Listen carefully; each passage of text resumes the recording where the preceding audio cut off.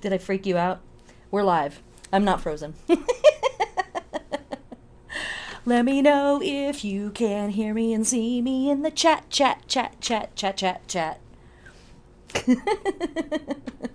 Hello, everyone. Come on in.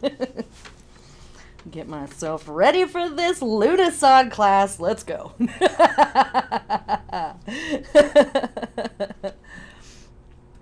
Hello, hello. Hello, hello. Come on in. Come on in.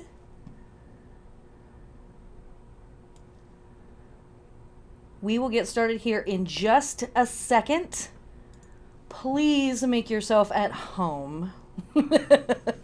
Wherever you are, whether you're at home or someone else's home.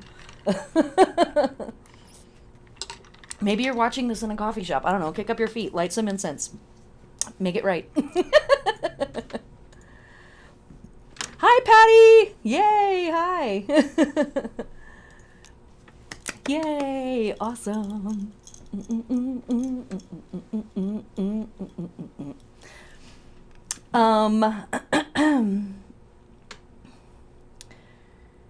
I hope everybody is doing good. All things considered. You know, being that it's life in 2021. Oh my gosh.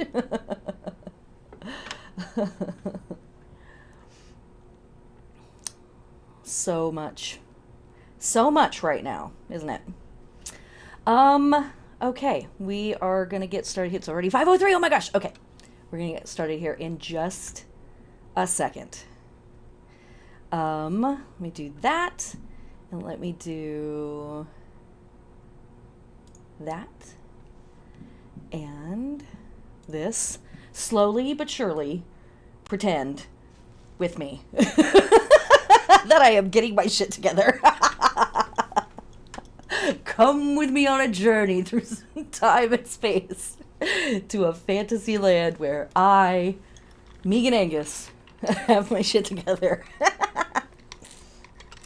Let's dream about it. It could be so cool. It could be so cool. Here's some of the want at the beginning of the blah blah and the boop boop. Okay. If this is your first time here, welcome and thanks for joining us for this class. I encourage you to light a candle, maybe light some incense as well if that's something that you enjoy doing. I encourage you to grab a beverage for yourself and a snack, perhaps. Let's stay hydrated and fueled, right, while we are learning and taking in our information. You might grab a journal or some art supplies, because sometimes taking notes is in word form and sometimes taking notes is in a nonverbal form, right? You might also be inspired to create while you are listening and intaking this information and all of the symbolism. I also recommend that you might grab some magical tools to have at hand, like a tarot deck or your runes or other divinatory systems that you like to work with. You might grab your natal chart as well and have that pulled up somewhere. If you do the astrologies, you might pull up your natal chart.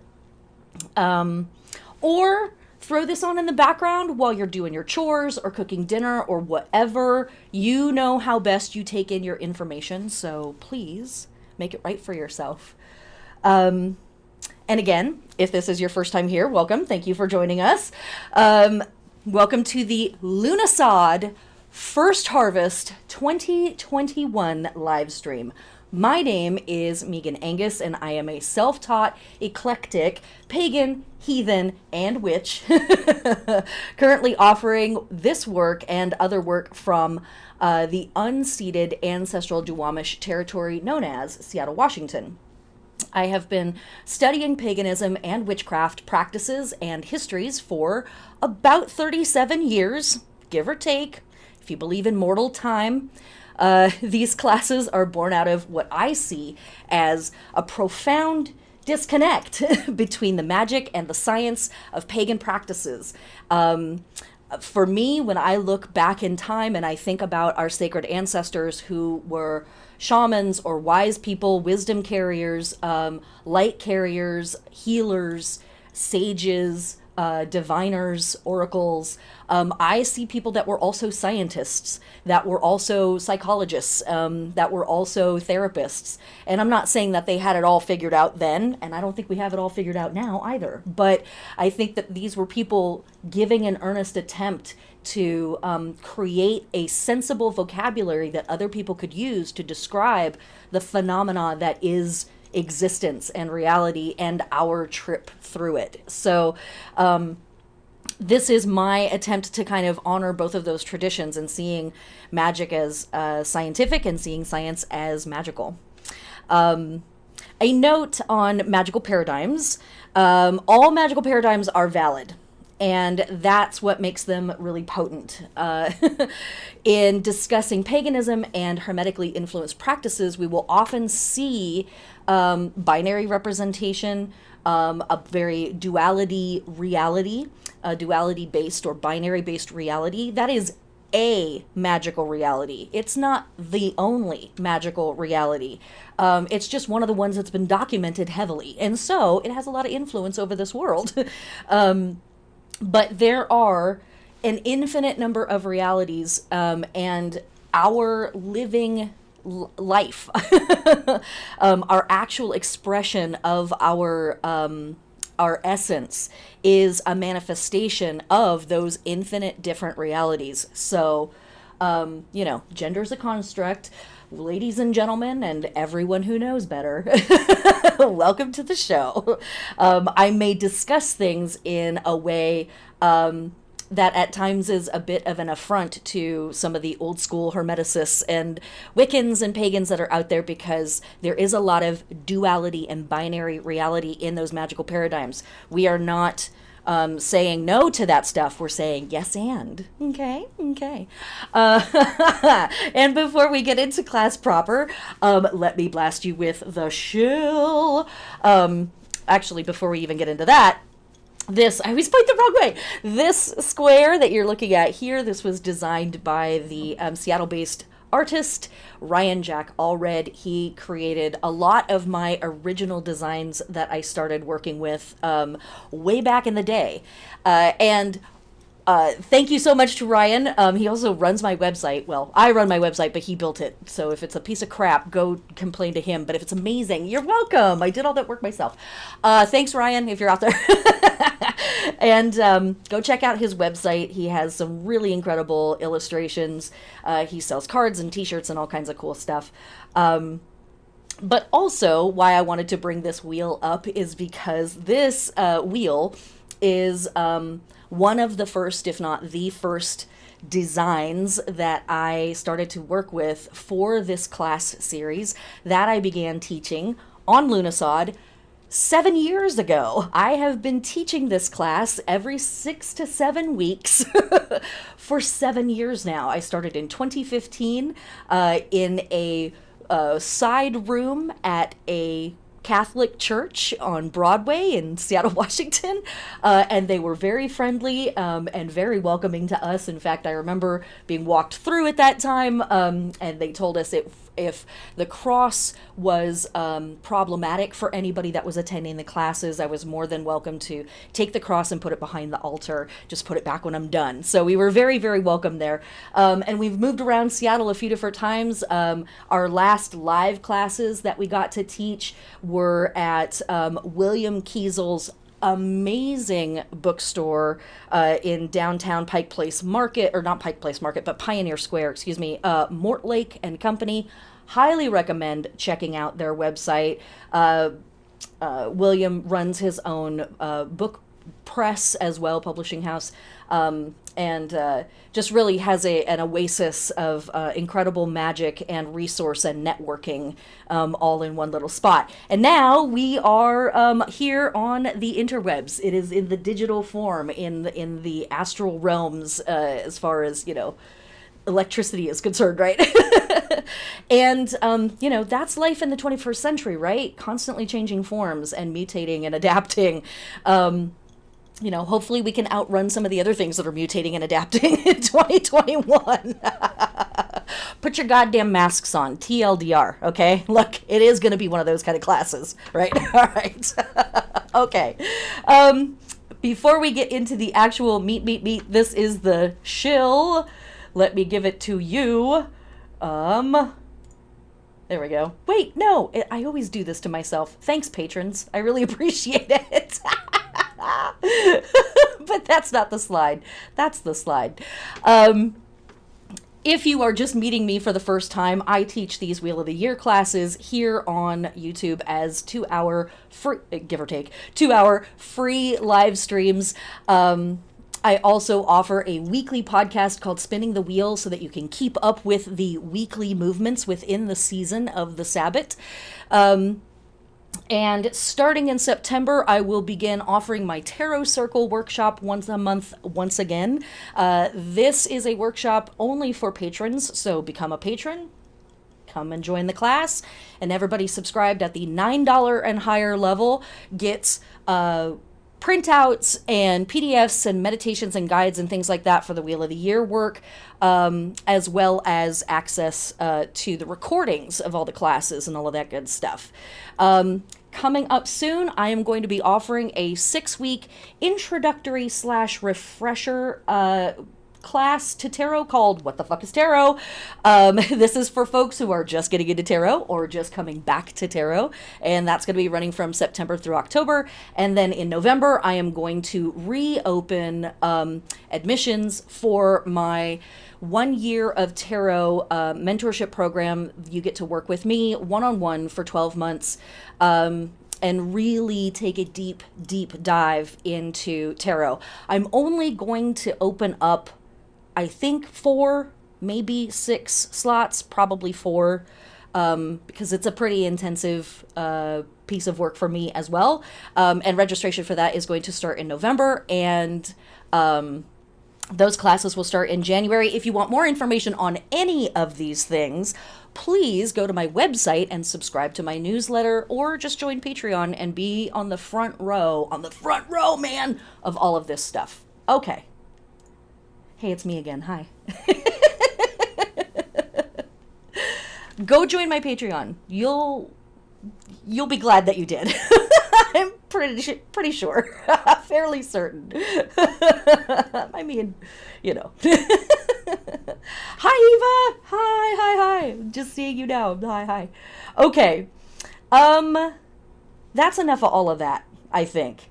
Let's get into what the heck is happening. What are we doing? We are celebrating Lughnasadh season. Here we go. Okay. Lughnasadh season. This is a holiday / festival season that is marked by the single day of August 1st or July 31st into August 1st. But it is also a full season on the wheel, because as we see, majority of the Lughnasadh festivals that take place are either a week or multiple weeks long. And they either are the weeks leading up to Lughnasadh, where August 1st is the big finale, or sometimes they kind of arch over, so you have a week, and then Lughnasadh, August 1st is right in the middle, and then another week or two after that. And sometimes the festivals start with Lughnasadh and stretch all through August. So this whole portion of our summer chunk of the wheel is really taken up with this massive multi-day, multi-week, even potentially month-long festival of Lughnasadh. Why? Why is that? Well, because in the Northern Hemisphere, it's freaking beautiful, unless you're suffering under a heat dome. Let's not get into it. Let's just pretend that things are fine, okay? So, generally speaking, at this time of year, it's beautiful outside. It might be pretty hot some days, but it's so nice that you can generally sleep outside at night. The skies are really clear, so star watching is wonderful. The weather is generally very mild, and if there's the occasional storm, it's just a moment, and then we're back to hot and warm and beautiful weather. That's what, if you enjoy this. I'm a winter baby myself, but apparently people like the sun and the heat. So that's a big part of why we have this sense of kind of like time stretching out over this particular season. The days last forever, right? I mean, and that really is kind of what it feels like, especially the closer you get to the North Pole. Now, we've talked about the science of this stuff a lot. We're not going to talk about the science so much as after my whole preamble of science. We're not going to talk about it so much in this class. You can go back to other classes to see what I'm talking about with the tilt of the planet and things like that. But folks that are really close to the equator, their days and nights don't change too much as we move from summer to winter and back to summer again. There's a little bit of change, but not so much. The closer you get to the poles, however, the much more extreme that swing becomes between the length of day and the length of night, summer versus winter. And so if you are relatively high up on the globe and really close to the North Pole in the Northern Hemisphere, in winter, the sun might not rise, or it might, and it might not rise 1 or 2 days in a row. It might not rise for weeks in a row, literally won't come up over the horizon. Conversely, at summertime, you may have nights or even weeks where the sun never really sets. And does that do something to the human brain? Yeah, it does. I can tell you from personal experience, the shift from from living in Las Vegas, Nevada, which is not incredibly close to the equator, and seeing the difference between day and night there, and then moving here to Seattle, Washington, there is a radical difference in just that, 1,200 miles north that I went. And folks get a little loopy up here for summer, and it's really fun, but it is a little psychedelic. It's a little strange, and I believe that that's something that ancient people observed as well. We talked about the psychology of this quite a bit, actually, with the goddess Beeve from the Same people during the Litha class, the summer solstice class. So go watch that and check that portion out. But ancient people understood this. That there was something about us getting this sunlight that changed us, and then us not getting that sunlight that changed us as well. So this portion of the year has this kind of timeless quality, this sort of stretched out dome of time and light and heat and all of that stuff. In modern pagan practice, this is the symbol for Lughnasadh. I still have not been able to figure out who it is that came up with these symbols. As far as I can tell, they do not exist before the 20th century. So before 1900, I don't see them. And in fact, I don't think that I see them any earlier than maybe the 1930s. So perhaps it was a Gerald Gardner jam. We may never know. I'm sure somebody out there has it in a book somewhere. But this is the symbol, and I love this symbol because, again, we get that sense of the dome of time, this arcing stretch of time and light and heat. But there's also this marker, right? And it's kind of this from here forward, things start to go down. And that is really important symbolism. Both the juxtaposition, really, both of this high, full, hot, heady, arcing, kind of moment, and the decline from that moment. Both of these elements really important to understanding sort of the nature of what are all of these different cultures doing here at Lughnasadh season. Okay, so let's move on to witches' work. All right. What did I put next? I honestly, I have it together. I really do. Don't look at me like that. Okay, so for modern pagans, and this stretches back in time, which we're going to look at in just a moment, Wiccans, witches, heathens, pagans, and other polytheists that worship the goddess and the gods are focused on holidays, ceremony, ritual work, magical work, spell crafting that is geared towards power, and that's a thing, right? Maturation, leadership, production, prophecy, and divination, as well as ancestor work. Okay, so let's talk about this for a little bit. Power. As we will see moving through Lughnasadh season, if you are listening to the podcast, the weekly podcast, you know that we've already moved into some of this work, actually. As we move into Lughnasadh season, we have a whole bunch of birthdays and Genesis moments for a lot of the heads of great deity systems and the great pantheons of the eras. And so we see the Egyptian, like the main mega gods of ancient Egypt being born at this time. And if they're not being born, their biggest holy day is during this time period. Now, this isn't true for all systems all around the planet, but it is true for a lot of them. And in particular, what is being emphasized is not just the birth of the god or the goddess, but the sovereignty of the god or the goddess.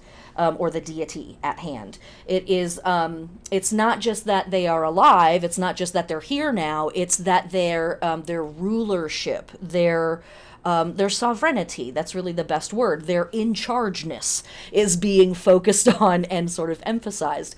And so we will see like really beautiful rituals throughout time dedicated to a lot of these different goddesses and goddesses doing this type of stuff. And so a couple that, well, okay, I'll get to that in just a second. But there's a couple that I want to focus on just to kind of give us a sense of what this is.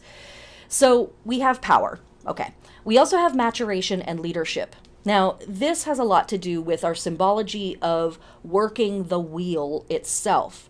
In springtime, we are in a youthful mindset. In other words, we are in a naive, curious, brave, we don't know better, but we're excited to find out kind of mindset. It's experimental. When we move into summer, we start to claim some things. We say that, you know, there's some stuff that's not going to come to fruition. We're going to just let that go. And then other things we're really going to claim and support and see through to the finish. And part of that decision-making process includes becoming mature enough to make the decision, or at the very least, deal with the consequences of making a decision like that. And so we will see a lot of the deities that we work with at this time of year oversee processes that develop our maturation or develop our leadership. Okay, we also have a lot of emphasis and symbolism around production. Why? Well, because in the Northern Hemisphere, the great grain harvests of all of the continents are coming to fruition. The grain harvests, again, if you've been working the wheel with me all year, you know that they started in June in a lot of places. They really ramp up in July, and they carry through into August. This is the first harvest of the year, the grain harvest. The second harvest is Mabon, fall equinox, or Mabon, and that is a vegetable and fruit and nut harvest, mostly vegetables and fruit. Grains come to fruition first, and then at Mabon we have fruits and vegetables, and at Samhain, which is October 31st, that is the third harvest, and that is blood harvest. And that is where we see in agrarian societies, the decisions would be made about which animals were going to be kept alive through winter and which ones were going to be slaughtered and either used to feed the village or they're leather tanned and used for clothing and shoes and things like that. So this is the first of those three pieces of cycle.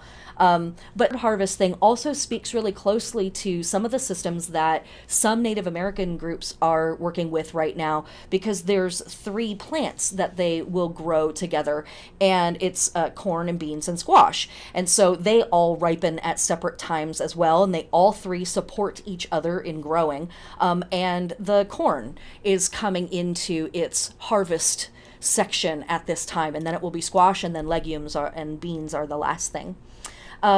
So production, right? We're producing stuff on the physical plane. Springtime, we're experimenting, we're trying stuff out. Summertime, we're producing. Here are results from my experiments. Here's some payout from some of the work I've been doing. And, oh, I'm getting a weird message. Let me just pause and make sure. that we are fine. It looks fine, but you never know. Sometimes things get weird with the robots. I'm going to keep going, but please let me know if anything has gotten bizarre. Okay. As we move into the section about prophecy, right? It's always like this.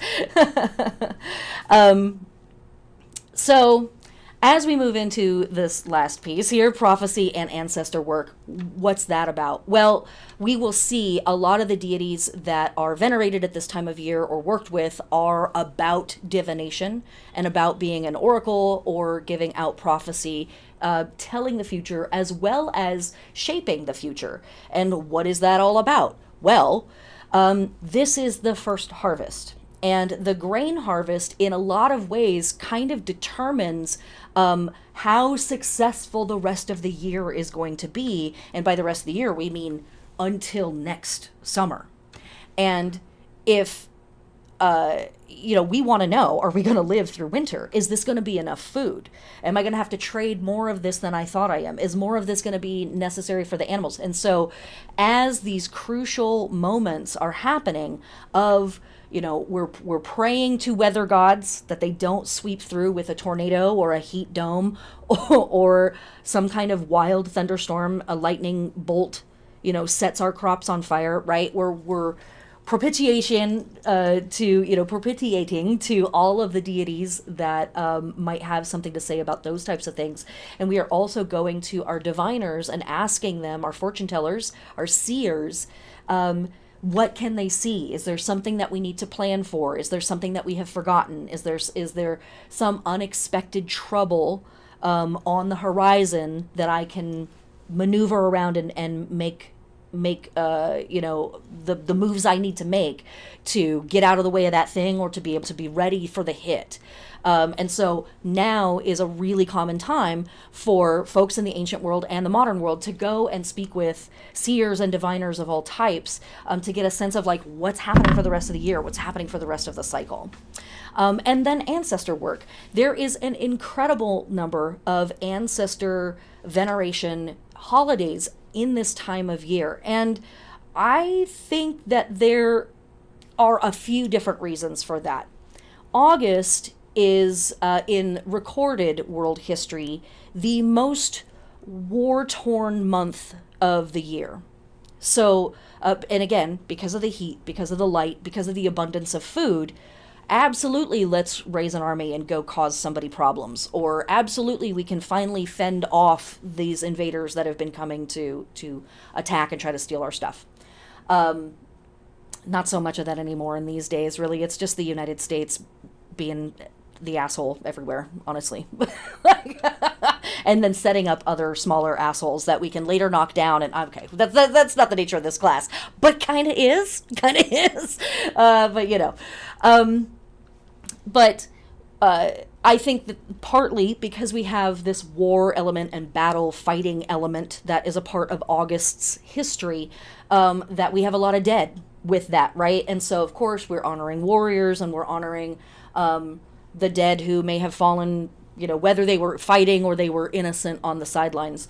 But also, I think that now is a time because, again, we are at this very crucial stage in the grain harvest. I think now is also a time that a lot of folks are honoring their ancestors and honoring the wisdom that they received, that they inherited from their family members / the people that came before them, that got them to now, right? And so there's a lot of venerating happening at this time of year with our dead, to say thank you for the wisdom and the guidance, and also here is the bounty of that. So we'll see a lot of holidays of people going and sharing the bounty with their leaping out tombs and tidying up gravestones and really showing off in that sense. And it's really this look at the gold in our family line. We're still producing it. We are still abundant thanks to your guidance and your wisdom.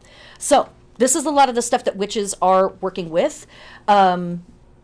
Let's move on, because I want to focus on a couple of deities, a few different deities that actually really personify a lot of the work that we're doing here, in my opinion. And I guess before I get into that, I don't have a slide for this, so it's just me. But I refer to this holiday, this Sabbat, by two different names. Some years and some of the time I will call it Lughnasadh or Lughnasadh. It's pronounced both ways. And then some years I call it Lammas, Lammas, and that is another perfectly fine name for this holiday. We'll get into even more names for the holiday in just a second. But why? Why do I go back and forth with this? Because we have these two big systems of symbolism. We have our sovereigns and our royalty and our lineage of power type stuff going on over here, and that manifests and demonstrates in a bunch of different ways. And then we have our production and harvest and abundance symbolism over here. And obviously we can already see how there's lots of links between these two. But some years, Lughnasadh season really feels like it's about puffing my chest out a little bit and being glorious in the sun and kind of reveling in the dopeness of my friends and family and like being like, yes, we are all badasses and this is cool and we're out here in the world doing the thing. And some years it really feels like there's been all this work and now I'm pulling in the harvest and I'm doing labor for my community. I'm doing work for myself. I'm doing work for my community, and it's joyful work. I'm happy to be doing it. But this isn't so much about me like walking around super dope, but I'm in action. I'm doing the thing. And it kind of changes from year to year. Some years I'm feeling a little more performative, and then other years I'm feeling more productive. And again, we can see where these two things kind of weave back and forth with each other. So it's not a one or the other. It's always a yes and, but some years is a little emphasis on one versus the other. Okay, so on that note, let's talk about Lugh. Who the hell is he? Who is this guy? Lugh is Lugh or Lugh the Long-Handed. His name is pronounced Lugh here in the West, and in Gaelic it's Lugh, like L-U-U or L-O-O. He has several different names. Lugh Lamfara or Lamfara means Lugh the Long-Handed. And some folks surmise that the long-handed thing is in reference to him being an excellent warrior and really good with a spear in particular. And other folks think of it as like the hand of his rulership, and that he was able to reach very far with his rulership and influence lots of people. Another name for him is Lugh Sauvil Danach, and this means equally skilled in all the arts. Why? Because Lugh did everything. He did it all. So this deity is native to Ireland, and was a member of the Tuatha Dé Danann, and that is a really cool collection of deities and spirits and ancestors and maybe mythical but maybe historical people, humans. Cool collection of stuff with that group. And so he was a member of that group. And things that he was kind of described, he's a sovereign, he's often described as a king, but he's a sovereign, he's a warrior, he's a master crafter. He does play a savior role in some of the stories about him. He is also a healer. That is something that he does in some of his stories. And by different turns, he is described as a sun god and also a storm god. In fact, it's different. Some sources are like no to both of those. Some sources are yes to both of those, or yes to one but not the other. But there is some connection for some anthropologists, archaeologists, and folks like that, researchers, that this deity has some similarities to deities like Apollo and Mercury. And Lugh would oversee, or does oversee, the development of skills and mastery, oaths, the truth, the law, and of course, the harvest. Lughnasadh or Lughnasadh is the name of the holiday that ends the Taltean Games. And the Taltean Games were funerary games that Lugh threw for his stepmother, or foster mother, excuse me, that raised him when she died. And so there is competition, and there's sport, and there's definitely an element of better than or besting of. And that is something that is very important at this time of year. Okay. So Lugh is an important character because he really represents this bright, bold, brash, strong, competent ruler of a deity who is here to compete and assert their power. He blinds or perhaps emasculates his own father / grandfather, Balor, which is certainly something that is a common theme amongst a lot of the deities that are like him. Okay, so we talked about Lugh for a moment. Now let me talk about... There he is again. Note that triple face. Interdasting. Krom Dub, a.k.a. Crom Croch. This character is sort of, kind of in a way, the other side of Lugh. Now, they're not the same deity, probably. But Crom Croch was first, and he is a vegetation deity. He is also a sovereign, a warrior, a smart guy, all that cool stuff. And then at some point, Crom Croch becomes Crom Dub. And Crom Dub is the dark, crooked one. It represents the deity after the fall.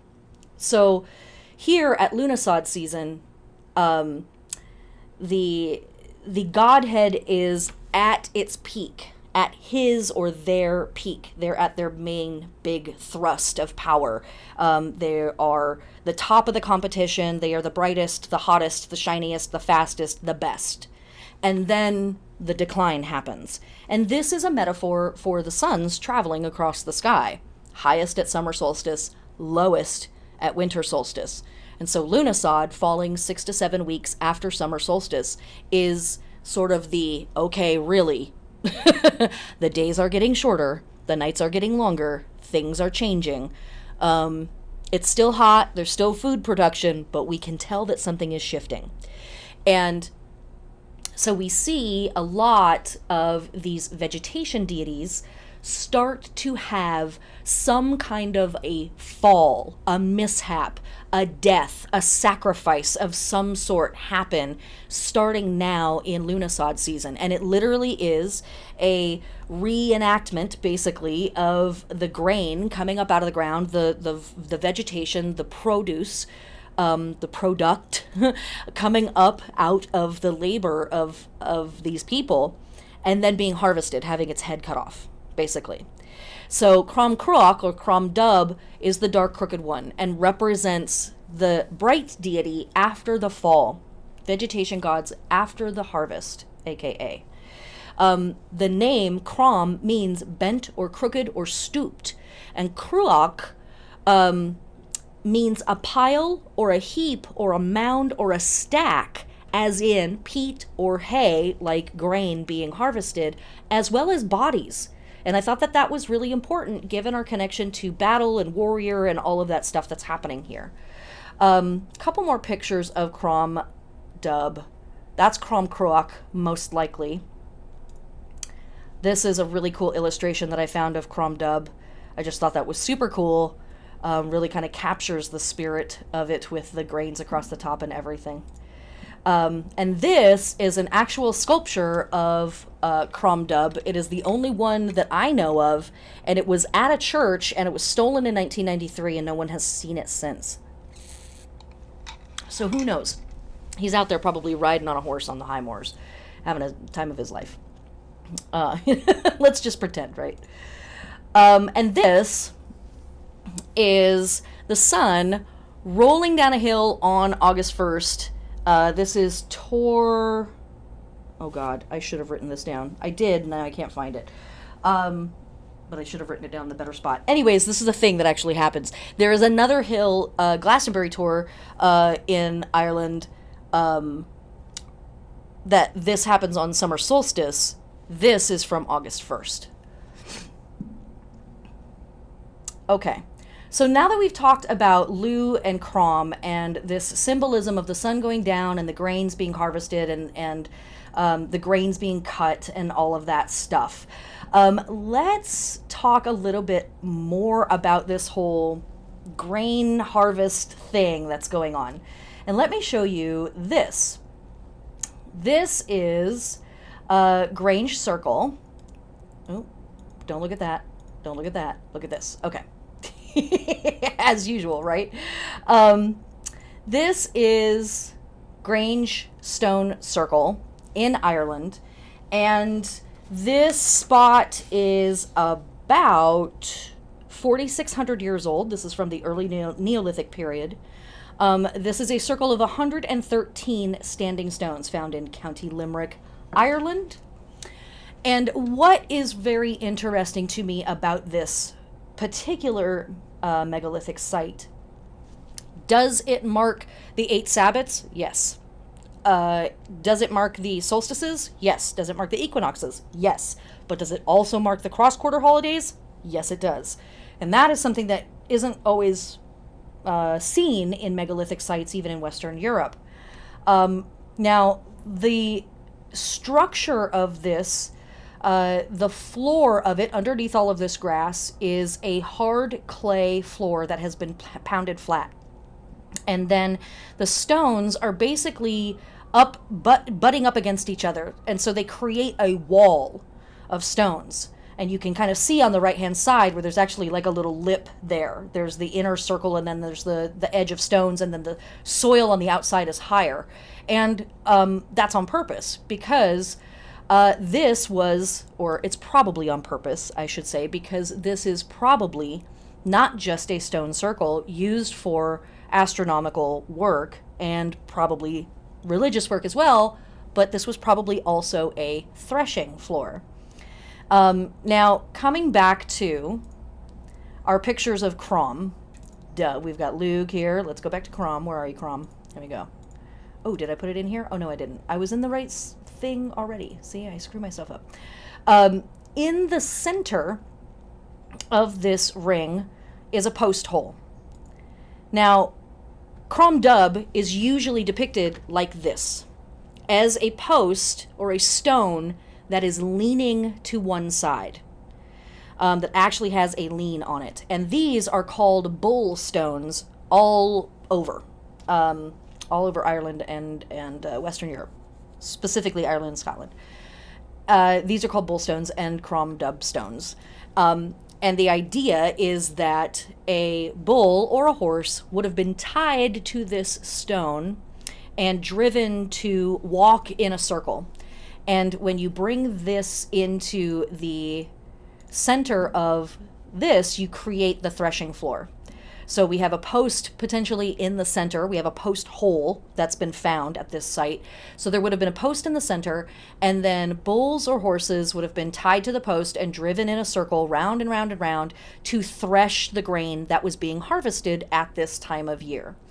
Do we know that this particular site was really, really important at this time of year? Yeah, we do, because this is the Krom Dub stone. That's the name of this stone. And at summer solstice, interestingly enough, the rising sun shines directly over this stone and casts a shadow directly into the center of the ring. And then on August 1st, the sun shines directly through this main entryway. This is the grand entryway into this stone circle. And if you look at aerial photographs, further to the east from here is a great avenue that is dug into the dirt leading up to this grand entrance. And then you would walk into the main area of the circle. So this is a megalithic site that is dedicated, at least to some extent, to Lughnasadh, the harvest festival that would have been happening at this time of year, and very likely that this is actually not just a stone circle, but also a threshing floor. Kind of cool stuff. Okay, let's move on to... Okay. Let's move on to this. I've included this for you. There's a better copy of this in the workbook. $9 and up, patrons, Venus level. Please help yourself. This is a big old list of Lammas or Lughnasadh season deities from around the world that we might be working with. We've talked about solar deities. We're going to talk about waterway deities a bit. Obviously, deities that are dealing with production, overseeing farming, agriculture, food production, harvest, all that kind of stuff. Vegetation deities, obviously, really big deal at this time of year. Okay. So, some of the other names that we have for this festival are Lughnasadh, just another way of saying Lughnasadh. Midsummer, this is midsummer for some pagan groups. Hulfmass, which means loaf mass. Lammas, which also means loaf mass. And Frey Fest. And Frey refers to the god Freyr or the goddess Freya, who both have very similar qualities to each other. And you'll recognize some of the things.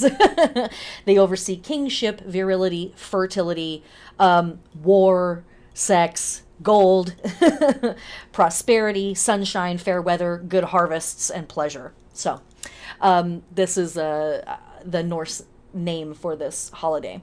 Hulfmass is definitely, it's loaf mass, and that is because this is the mass of the great loaf. Clearly, duh. This is, bread becomes a really big deal. With all of this grain harvesting, bread becomes a very, very big deal at this time of year. So, loaf mass.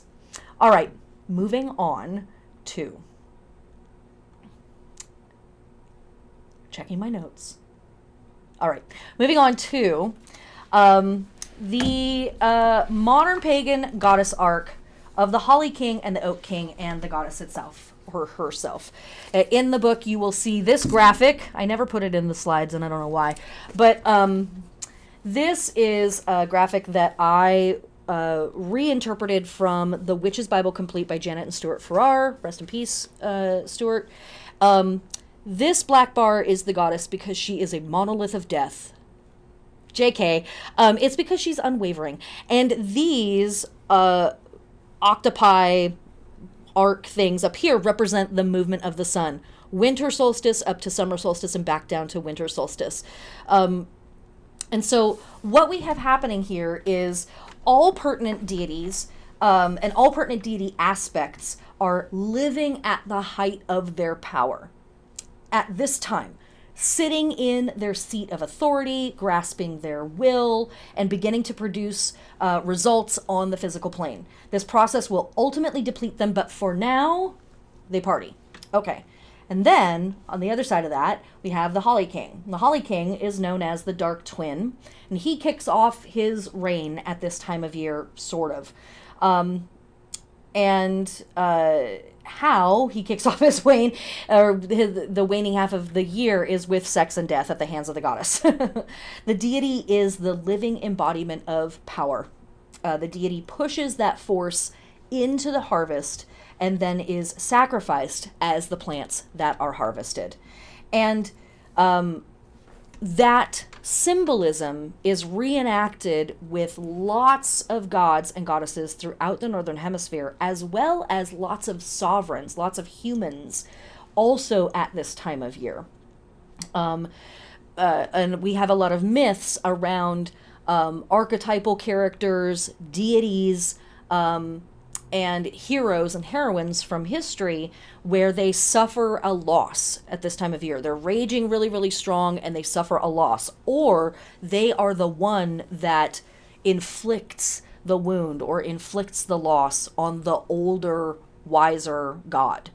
And so there is this battle between youth and power, in the sense of just drive and force versus maturity and wisdom and its forms of power. There's a real competition between these two energies at this time of year. So it's a lot of the stuff that we're working with. Okay.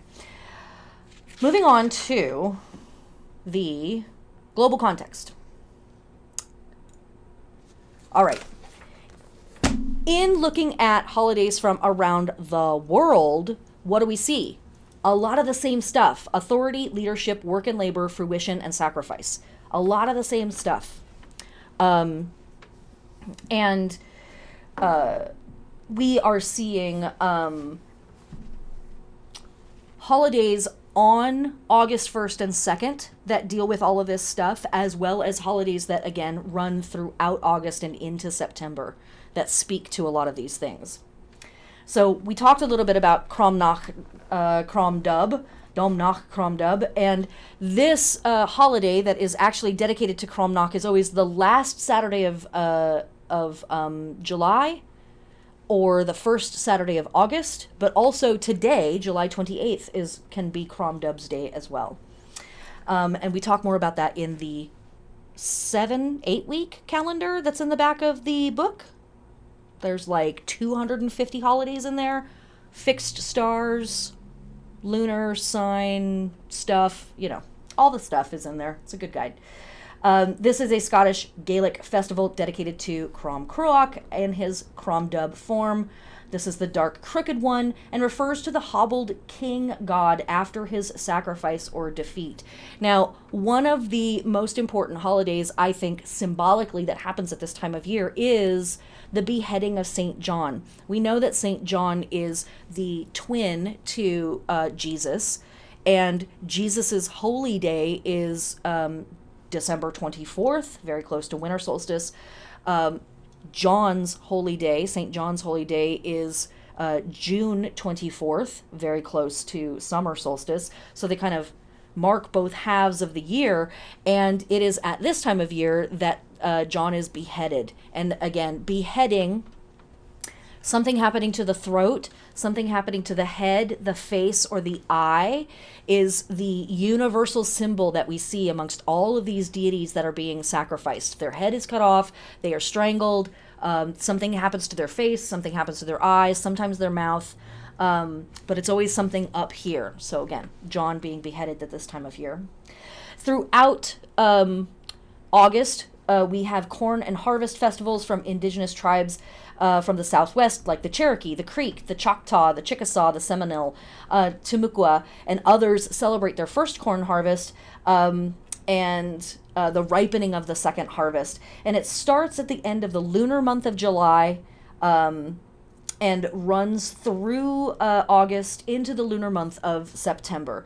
Fires are put out and relit, and that is something that we also see actually around the world in different holidays. Worn out items are destroyed. Some people fast during this time, or they purify themselves. Debts are forgiven, and valuable or powerful items are cleaned, repaired, and displayed. Okay. Also happening at this time of year, we have a lot of women's festivals, and we see that take two different forms. One, we have like feasts to goddesses that are embodiments of wisdom, like Ma'at or Sophia, or Saraswati or Metis. That's a lot of the Gnostics deal with those guys. We have the Hopi women's healing and fertility ceremonies at this time, Anant Chaturdashi, which is women's purification festival from Hindus, and on and on and on. So this is one form of a lot of the women or femme-centric holidays that are happening at this time of year. They are festivals celebrating women, femmes, and people who give birth, and midwives, appearing in the ancient and modern world across the globe as we move into the late part of summer and the beginning of September. And then the other form of women's festivals or femme festivals that we see at this time of year is a profound veneration of water deities, water goddesses. So we've already had a great festival happening, I think actually that's this whole week, in Southeast Asia, that is a week-long festival dedicated to Kuan Yin, who is often seen as an oceanic type of goddess who is a protector and a provider. She is very similar to the ways that the Virgin Mary is depicted as a great oceanic goddess who is a protector and a provider, which is a lot of the ways that Isis was depicted as a oceanic or water goddess who was a protector and a provider. All of these goddesses do lots of other stuff too, but this is kind of the main thing, right? And so that brings me to Yamaya and Ochun. Now, I want to be really clear here. If these deities or this belief system is appealing to you or of interest to you, don't come to me to learn about it. Go find an Ifa in your community or a Babaloa in your community and learn directly from a Yoruba community about Yoruba. It is a beautiful tradition. There are lots and lots and lots of parts to it. And it is celebrated and expressed in a bunch of different forms around the world because, of course, Africans have experienced a horrible diaspora for centuries, and some folks were able to bring some parts of their belief systems with them. So as Yoruba has moved around the planet, it has become Santeria, it has become Candomblé, it has become Vodun, and a bunch of other stuff. If those belief systems are of interest to you, go find someone in your community, talk to them, get to know them, and pay them to teach you about it. I am going to give you a brief overview here in our free class.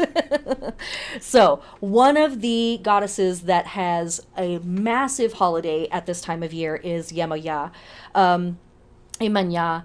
This is the mother of water. She is the mother of all of the other Orishas in Yoruba. She is a creator, a mother. She is a sovereign. She's a protector, a provider, and oversees water, and in particular, freshwater source, or excuse me, saltwater sources in particular. Lots of saltwater sources.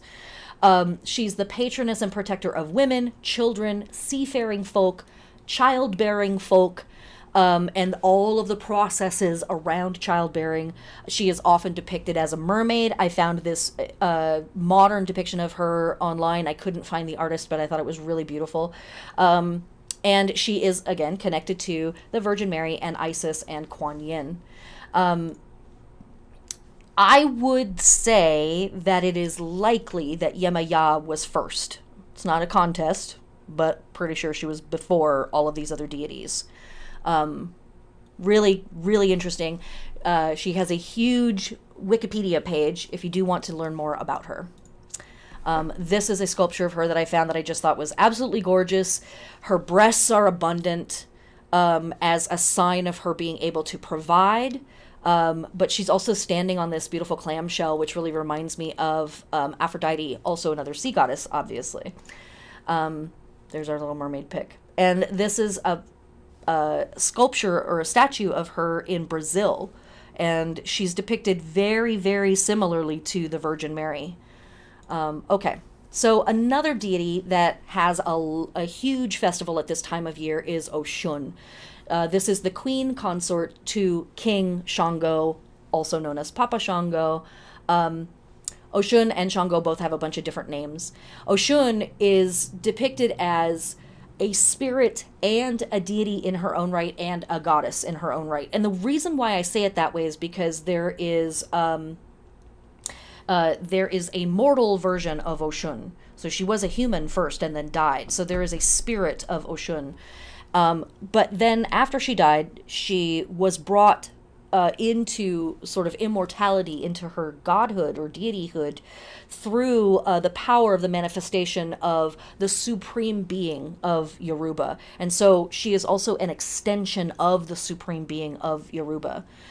She has the powers of divinity. She oversees anything having to do with femininity, destiny, and divination. And she rules love and beauty and rivers, in particular freshwater sources.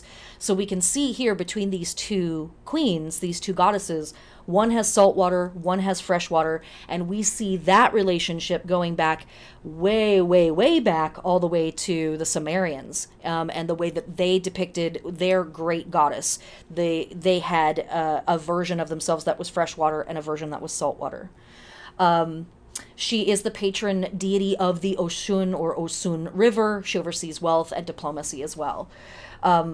So, lots of emphasis on these two deities here at this time of year. Huge, huge festivals.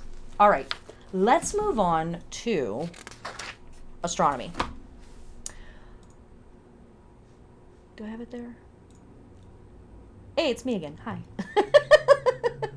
No, it's here. All right, here we go. Okay, Lughnasadh, astronomy. What do we have over our skies or over our heads? Well, technically, we actually have Cancer over our heads. Sidereal astrology is actually astronomy, and we're 2,000 years behind because the Catholic Church broke the wheel of the sky. But, you know, people like us, we're repairing it. It'll be fine. All right. Anyways, if you practice tropical astrology / whatever, these are the constellations that are overhead. And you can see there's west and east. Those are the horizons. I have a few fixed stars for you marked here, and the heliacal risings of these fixed stars are in the calendar. So you can look at this graphic and then look at the dates in the calendar and kind of line it up as to where the sun actually is in the sky on any particular day. Really comes into play as we get deeper into the season and look at the granular elements of the different myths and attributes of the different deities that we are working with. Pretty cool stuff.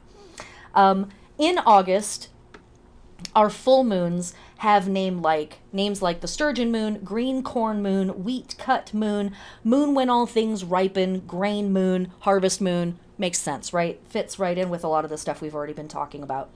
All of our full moons in August are always going to be near the stars of Aquarius or Pisces because those are the signs that are across from Leo and Virgo. And then our September moon names, which we will talk about now, and we will probably also talk about at Mabon season. Harvest moon again, full corn moon, barley moon, scarlet plum moon, fruit moon, one of my favorites, when the deer paws the earth moon. Isn't that cool? I love that. A lot of these moon names come from, like that one, come from the Algonquin tribe. They really have some incredibly beautiful names for their full moons. But some of these are Celtic or found in traditional Chinese myth and all of that stuff. Okay. Now, we have something interesting. I'll get into that in just a second. Okay. Constellations, fixed stars. We're talking about Leo, the lion. Regulus is probably the most infamous star of Leo. It means the little king. And then we also have Virgo. And this is the Virgin, aka the Grain Maiden. And that fixed star up at the top of Virgo, that's the Vindimiatrix, literally means the grape gatherer. Spica down at the bottom, that's her other hand. It means an ear of grain. And so Virgo is literally depicted as a queen, a femme, a woman, a person lying on their back with their skirts trailing out behind them. And they have grapes in one hand and grain in another hand. And that symbolism is something that we see in vegetation goddesses and production goddesses across the Northern Hemisphere throughout time. Very, very popular symbolism. Virgo is one of the largest constellations in the sky. It covers a huge portion of the sky. So does Leo, actually, which is why they're relatively the same size here in this picture. And Virgo is also depicted as a person who is about to give birth. And that symbolism is really cool, and we are going to get into it more in Mabon season, even though by then Virgo will technically have ended in tropical astrology. In sidereal astrology, we'll just be in Virgo, getting into Virgo season at the beginning of Mabon. So there's a lot to it, but Virgo is huge.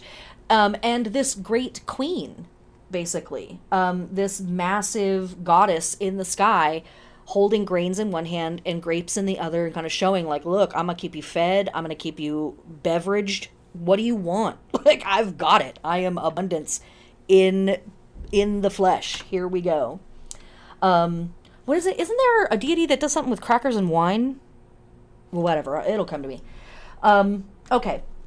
Other things that are happening for us at this time of year. Let me go to this, and let me go to this. Boom. This is our sky guide for Lughnasadh season, and we had so much stuff that I actually had to not include every single thing that I normally do. All through this time period, we have the Delta Aquariid meteor showers, and this is really important. The Delta Aquariids and the Perseid meteor showers are also happening at this time of year. These are some of the most dramatic meteor showers of the whole year, and of course they come at a time when it is absolutely beautiful to go lay outside and hang out all night long and watch shooting stars. Cool.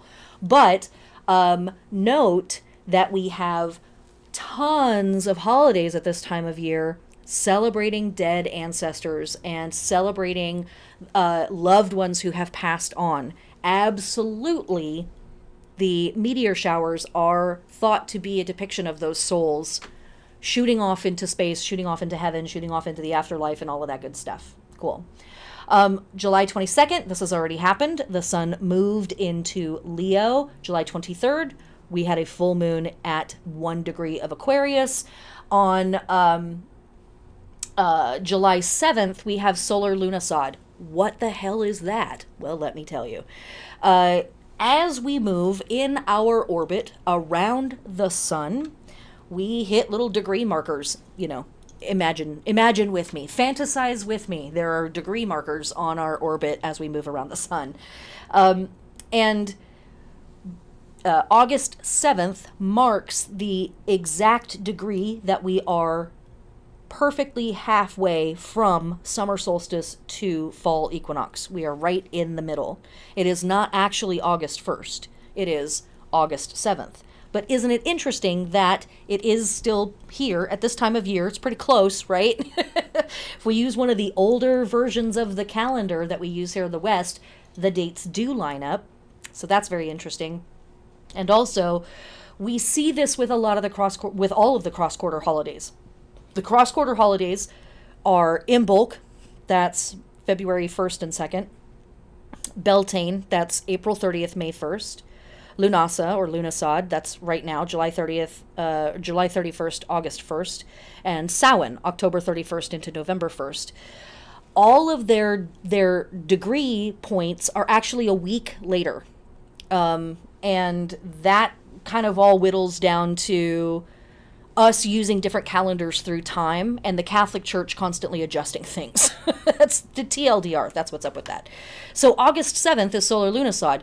And what I love about the cross-quarter holidays having these degree marks that are like a week away or a week later from the actual holiday is, it for me, really supports this idea of this being a season. Not about just one night or one day of activity, but like a whole event, like a whole era, a whole moment, right? We're going to take our time. And that's something that's really, really important to me as well. I can't get off on that. No, there's no time. But this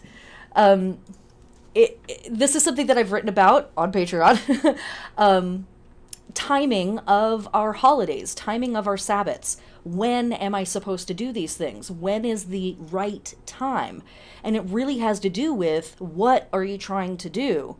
And does that matter to anybody but you, basically? So for summer solstice, for example, there is a day that is going to be the longest day of the year.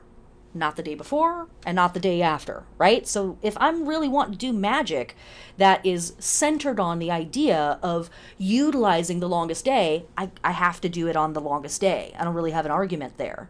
If I am trying to do something where the sun is literally at its zenith in the sky, I can go to, JPL's website and I can actually map the actual minute and second that the sun will be at that degree. If that is that important to the magical work that I'm doing or the ritual or the prayer that I'm offering up.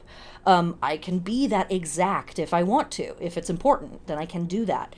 But what if I don't need to be that exact? What if I just want to make sure that I venerate these entities, that I celebrate these ideas, that I am consciously bringing this stuff into my world?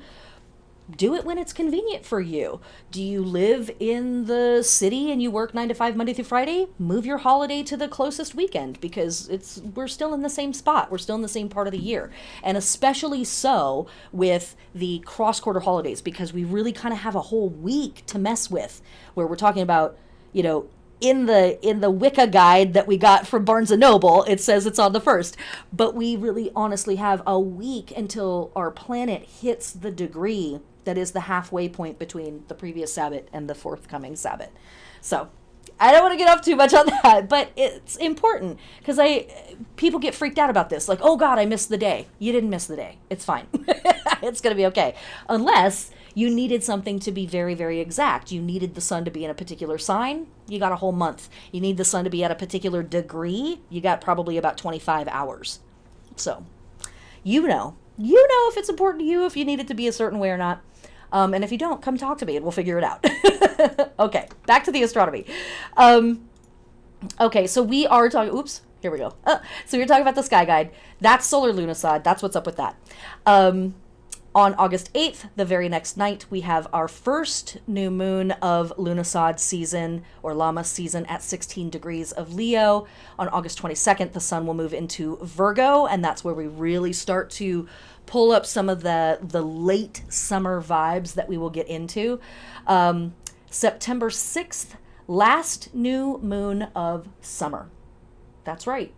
Last new moon of summer. I said it. It's been said. For now, it's only the end of July, but Lughnasadh season carries us into that place of it's time to start to get ready for the thing. We will have the Taurid meteor showers, the heliacal rising of Denebola, and September 20th is the last full moon of summer at 28 degrees of Pisces. And I guess I should mention that I have oh yes, I do. Here we go. July 23rd, we had a full moon at 1 degree of Aquarius. And on August 22nd, we are going to have our second full moon at 29 degrees of Aquarius. This makes this second full moon in Aquarius. This is technically a blue moon. This falls into one of the definitions of a blue moon. It is the third full moon in a season of 4 full moons. So if you had spring and you had 4 full moons, the third one is going to be the blue moon. This summer we have 4 full moons, so this second one in Aquarius is our blue moon of this year.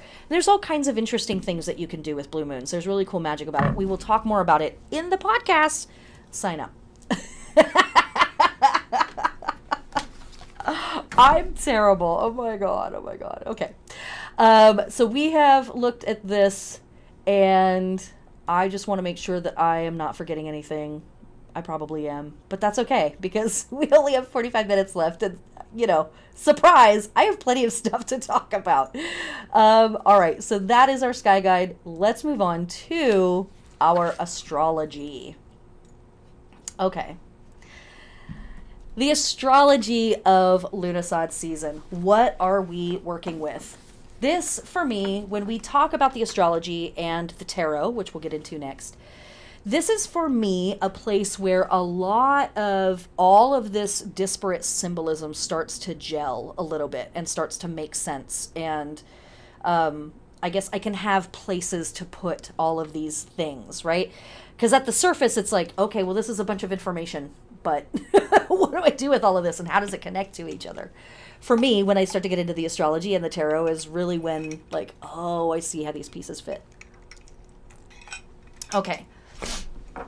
So as we move through Lughnasadh season, the sun travels through Leo. And as I'm looking down, I'm reading from the book. This is the book. Coming into this half of summer, it's time for us to put our shoulders back, fill our chests with fire, and let out a good roar. It's time to make our mark on this world and put our creations on pedestals. So, we have already had our first new moon and our first full moon. Or we've had our first full moon, excuse me. The first new moon is coming up. So, new moon in Leo. Raven Caldera, in their book Moon Phase Astrology, which I talk about all the time, it's a great book, calls this the sun child's moon. We demonstrate our radiance through creating, performing, or otherwise commanding the spotlight or taking a leadership role in joy for our community. This is really important stuff in Leo season, is stepping into your power, stepping into your responsibility, and stepping into your maturity, stepping into the consequences of your decisions and your actions, no matter what, and really kind of allowing that to affect you and to touch you and change you. Queen of the Tangents, if you're new here, hi. This is something that I feel like I have talked about to some extent, but have not been able to put into words clearly enough, I think, as we've moved through COVID.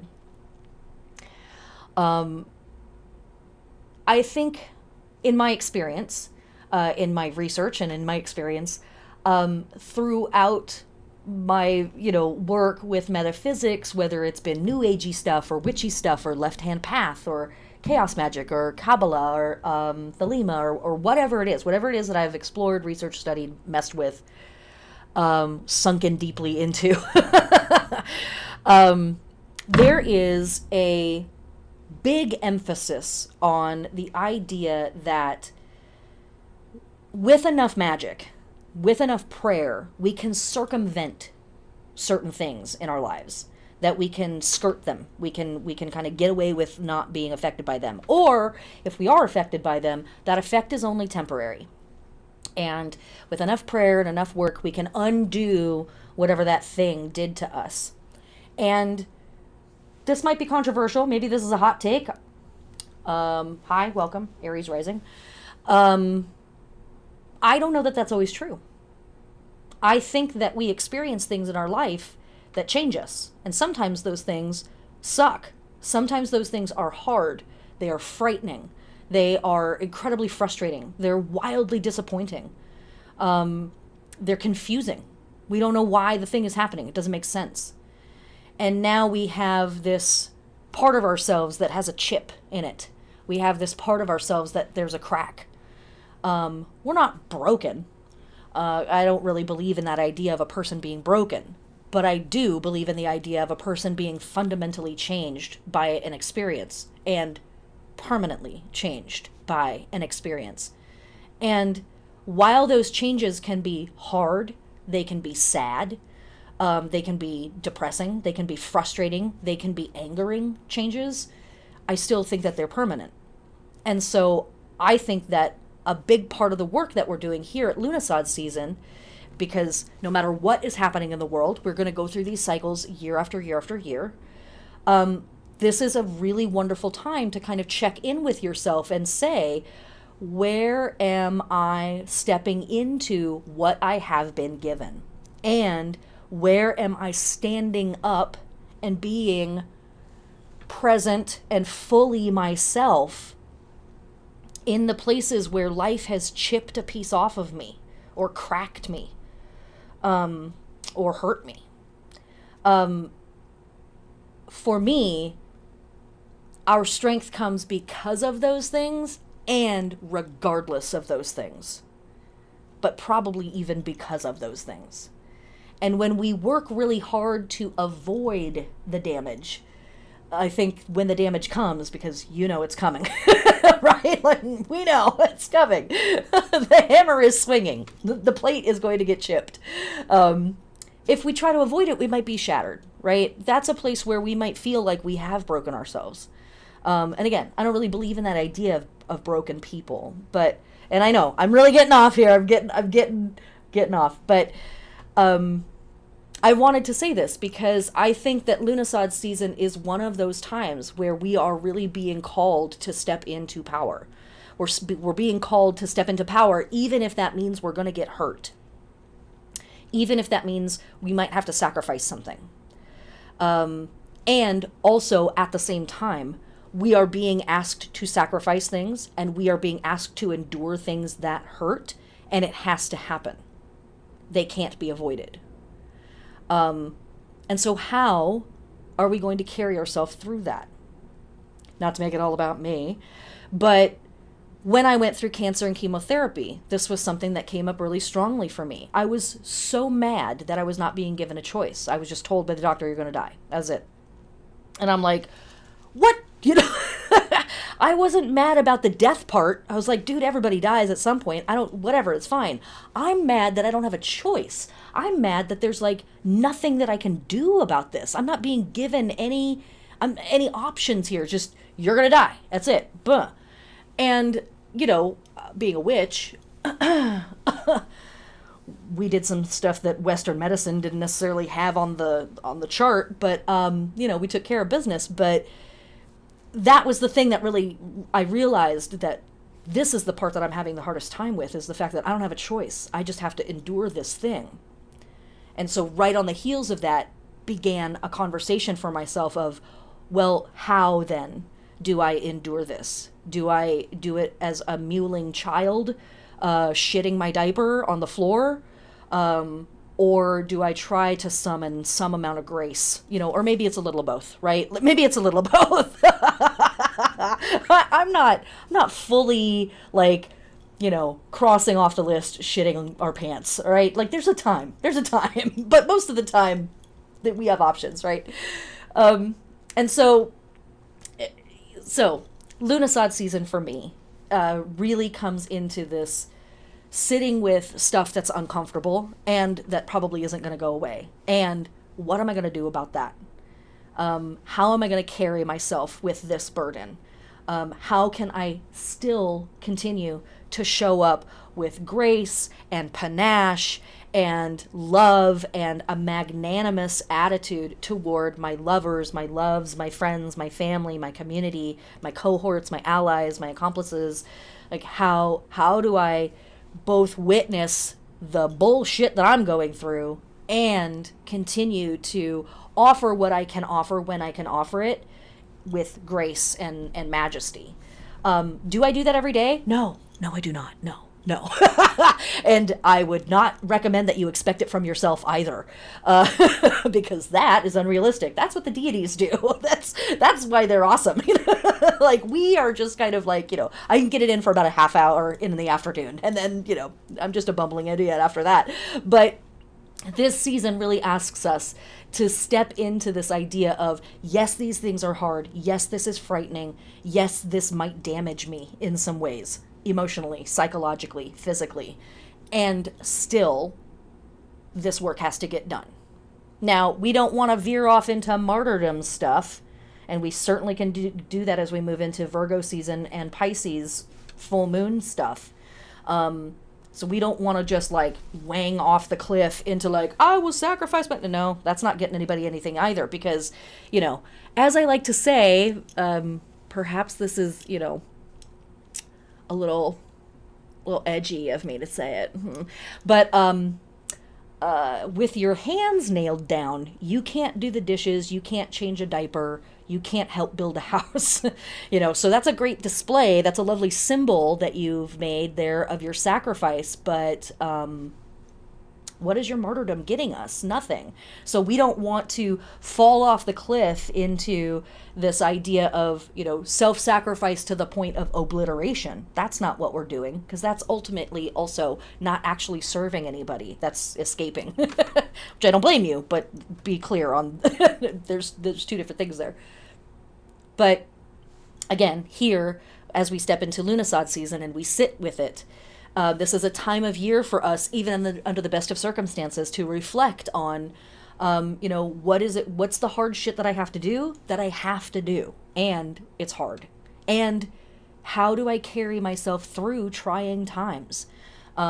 It's okay, again, if you are not a perfect, magnanimous, beautifully presented leader, spokesperson every single day of your frickin' life. That's not realistic at all. But can you carry yourself with some grace? Can you carry yourself with a magnanimous heart and attitude? in the face of trial, in the face of adversity, in the face of disappointment and things that scare us, and things that hurt us and fundamentally change us. It's tough work. It's really hard work. I don't mean to suggest it as anything that's easy at all. It's tough work. But that's what we're here for, pagans. That's what we're here for, witches and heathens, is the tough shit. If we wanted it easy, I don't know what we would be doing. I'm not there. I guess we'd just be watching Saturday Night Live or something, right? No, does anybody even watch that show anymore? No, let's not. Okay. There was the tangent for that portion. Let's move back into the astrology. Thanks for coming with me on that little journey. So, as we are moving through this new moon in Leo, we are demonstrating our radiance through creating, performing, and otherwise commanding the spotlight or taking a leadership role in joy for our community. And then we will move into our first of, oh no, we've already had the first one. Then later in August, we'll move into our second full moon of Aquarius. And this is where we head backstage for the after party. We celebrate our friendships. We make alliances and discover our accomplices. We strengthen bonds. We sign autographs. And we consider the influence and importance of our friendships and our connections to the shared mind. And so the work, the meditations that I recommend for you to do, we are technically still in the new moon half of the lunar cycle here for Leo season. So write on this. What is allyship and how can you be a better ally and support your community? Now, this is a little bit of a trick question because it's not always up to us to discover or to determine if we are good allies. It's usually on the part of the people that we are in theory helping. So this is that place where we step out and we ask, am I doing what you need from me? Is there something that I can change? Can I pull back in some way? Is there something more that you need or just different? And then be ready to hear that from a place of, I want to help. So even if they're giving me something that's difficult to hear, this is about me helping them and getting their needs met. It's not about me feeling good about it. And we don't want to be abused, but we might get some difficult information when we ask that question where we're thinking that we are really good, strong allies, and the people that we're trying to help are like, actually, you're bringing harm in with your great motivations. So Lughnasadh season, it's tough work. We're getting asked to do a lot of maturing in this season. Okay. Then we move into the Virgo portion of Lughnasadh season. And as we move through Virgo, our attention begins to turn to the little details in life, taking care of our bodies, our homes, and looking to tie up loose ends. And so first we will have the new moon at 14 degrees of Virgo. This will be the last new moon of summer. And this is a time where we need time to be alone, to give ourselves a moment to stop and get back on our own internal rhythm and peace and witness the beauty around us. And then on September 20th, just hours before fall equinox, we will have our full moon at 28 degrees of Pisces, and this is the last full moon of summer. Raven Caldera calls this moon the healer's moon. We are a little more sensitive to other people's hurts, and we find a capacity in ourselves to be a healer to others, as well as giving love to healers in our community.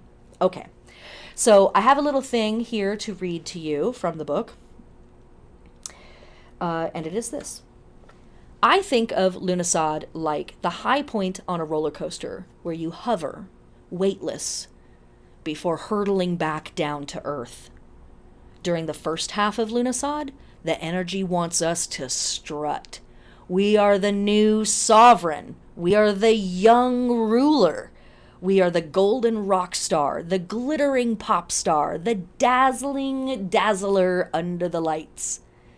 Taking up the stage and the mic and the camera. We are high on the heat of summer and the intoxication of people and short nights and less sleep and more fun and warm skin and the smells of blooming flowers and bonfires, and the summer feels like it could go on forever. Spontaneous adventures feel totally possible. Living is easy. Looking out across the land, the first harvest is coming in. Golden grains, boats full of fish. You can sleep outside. Lughnasadh wants us to go for it, blow it out even. Our budding fruits ripen, and we are beginning to see the initial results from the year so far. As we move into the final weeks of summer, during Virgo season, we can feel a little overblown or spent or hung over from the excess of summer. A hermitage is just what the soul needs. Getting back to the personal, the daily routine, the simple self-care elements, the personal rituals of life.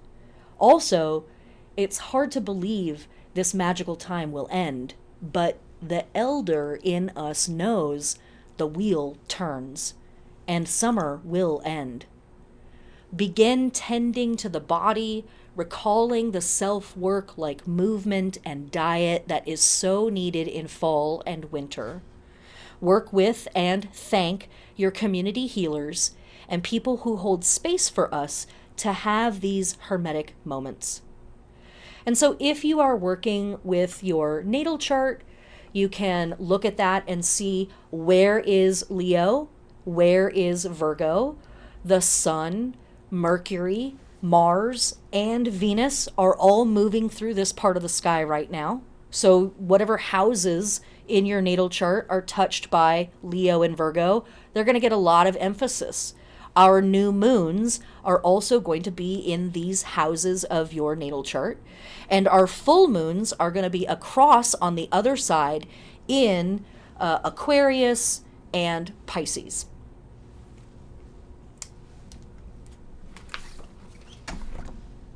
Okay, so there's some astrology for you to work with. And, I think what I forgot to talk about was the meditations here for the Virgo moon work. On the new moon, if it is at all possible, take some time to truly be alone. Consider the things that have grown under your care this year. I know in the modern era, it can actually be nearly impossible to get alone time. So whatever you got to do.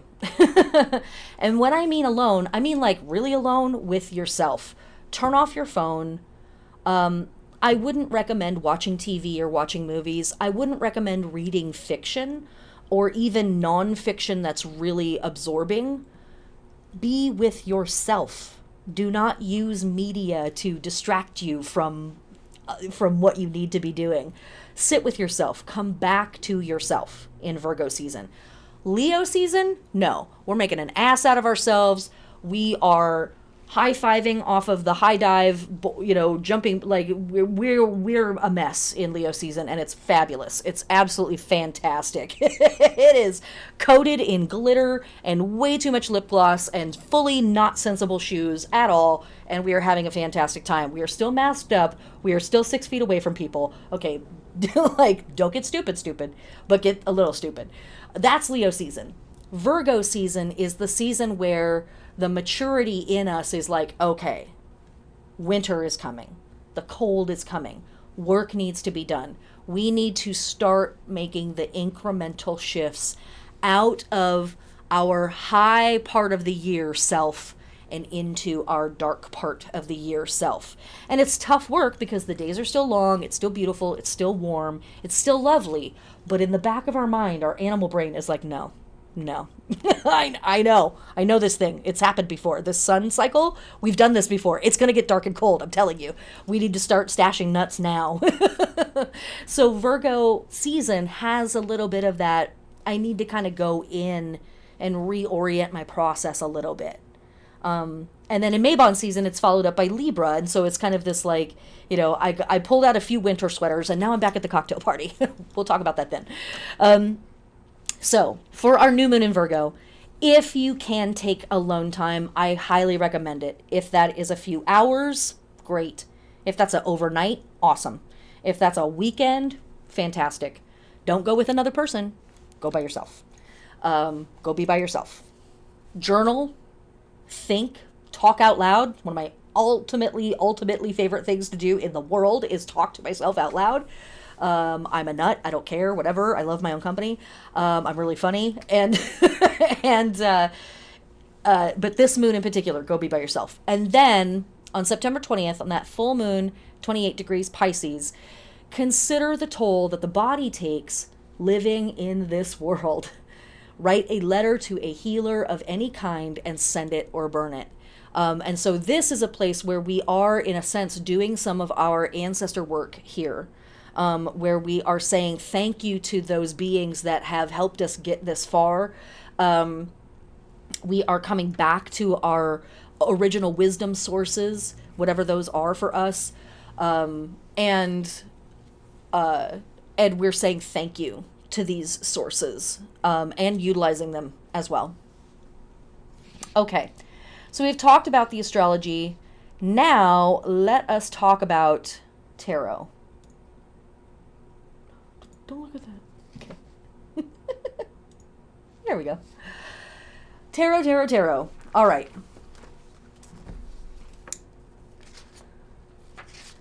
The tarot helpers that I recommend working with at this time of year are the Sun card and the Strength card for the Sun and for Leo season.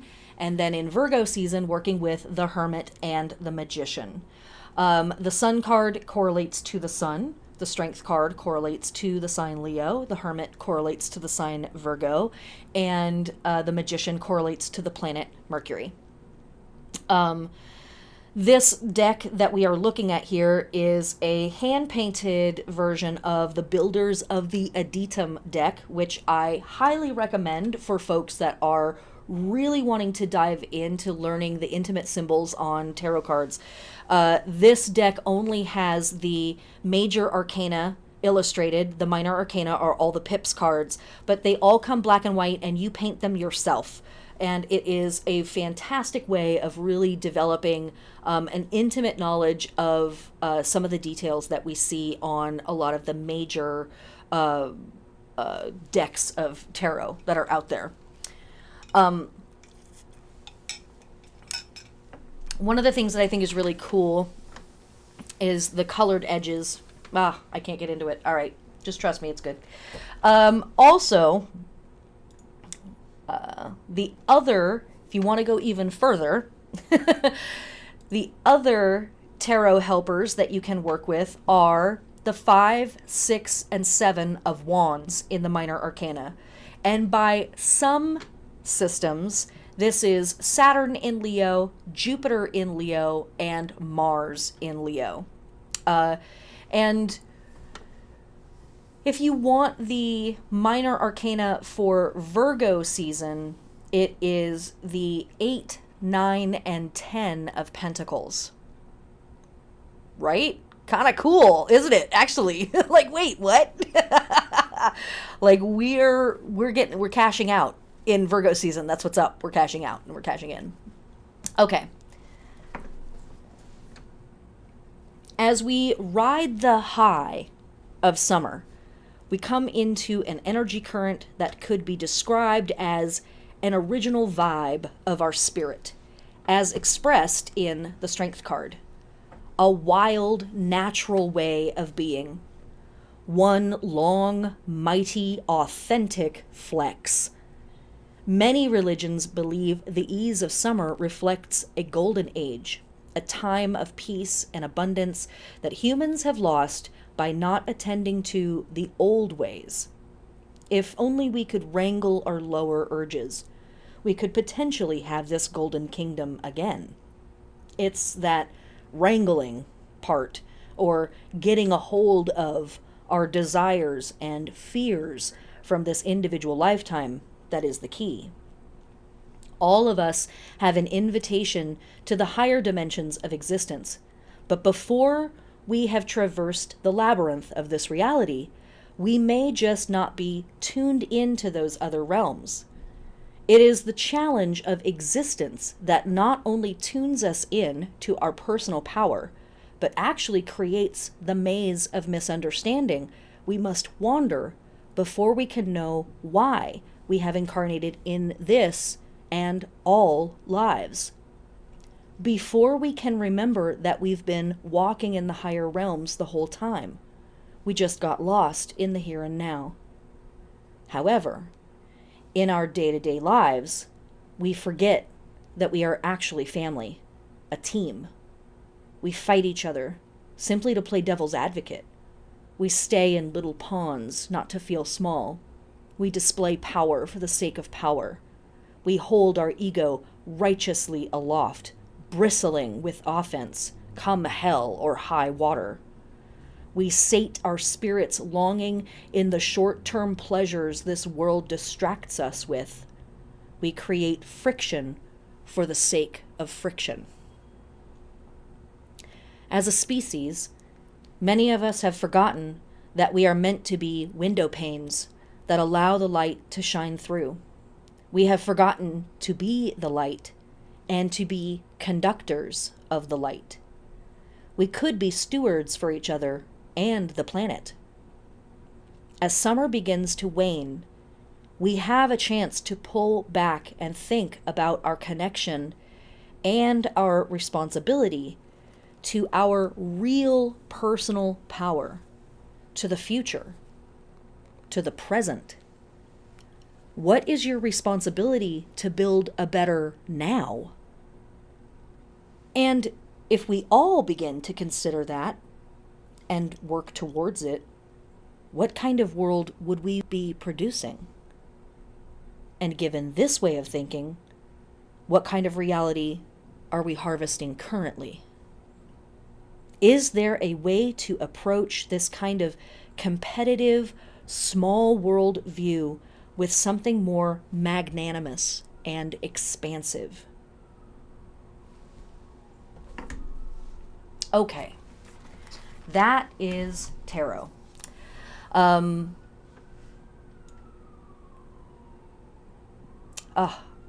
I always have so much more I want to say, and there's just no time. There's just no time. But really what's up is this. Looking at these cards, the Strength card is all about this conversation between the highest portions of ourself and what could be called the lowest portions of ourself, but I don't think that's really fair. They are the most physical world. They are the most mundane or leaden elements of ourselves. And the human in this picture represents the golden parts of ourselves. And so what this conversation is not about one taking control of the other, but both of them learning how to work with each other to ultimately get the thing done. And the figure here is holding the lion's mouth open because there is something about speech. There is something here about saying what you mean, speaking your truth into the world, speaking truth to power, absolutely.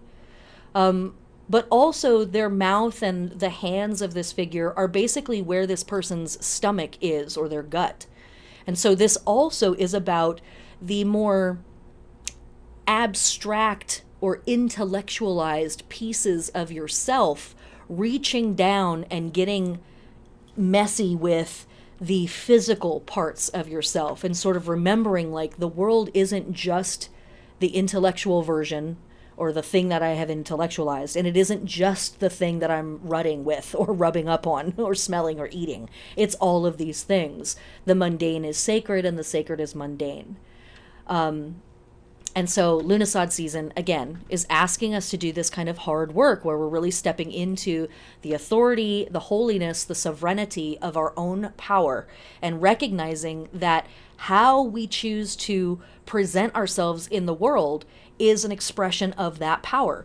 Even now, I don't mean that in a sense of like, you need to go find a crown, or you need to dress up, or you need to improve your appearance. I'm saying your appearance now is an expression of your power and your sovereignty and this individual thing that you're doing. In the Thoth tarot deck, the card for temperance is called the Art. And what that means is our life is the art. In Lughnasadh season, as we move through Leo season, we are stepping into being the performer of the art of our life. We are stepping into the spotlight for a moment. We are taking the microphone in hand and being the lead singer of the art of our life. And if that feels intimidating to you, that's okay. That's totally okay, because it's not stuff that we're encouraged to do. And we are also encouraged to see things like pride in ourselves or flamboyancy as bad, as like, oh, you should tame that. Oh, you should mellow that out. You should dumb that down a little bit. What I would suggest in Lughnasadh season is, no, you turn that bitch up to 11. You be as fabulous and monstrously fucking amazing as possible during Lughnasadh season. You bask in the glory of your own sun during Lughnasadh season. Be the absolute red carpet star of the art of your life. Just that. Just that. Right? The sun, our local star, doing it for us. Be the local star. And then also recognize that work is taxing. It can exhaust you. It can burn you out. And that's okay. That's part of the process. That's all right. And so it is also okay to turn the lights back down a little bit and go recharge. Go have a little moment of a hermitage. And to remember through that whole process of, wow, I'm on stage. Okay, wow, I need to go be alone. What is the point of all of this? The point is that I am trying as best that I can to carry the word and to distribute the light that I have been given. Right? It's just on loan. It's not ours. It's just on loan. And our job in this lifetime is to shine that light as brightly and as consistently as we can, reasonably. And that means that some of the time we need to go dark, we need to recharge, we need to recuperate. But in that hot, bright on portion or the dark, cool off portion, in both pieces of the process, we want to remember what am I doing? I'm sharing the light that I've been given. I'm carrying it the best way that I know how. That is my ultimate purpose here. So at times it will be right for me to step out and make a spectacle of myself and draw attention.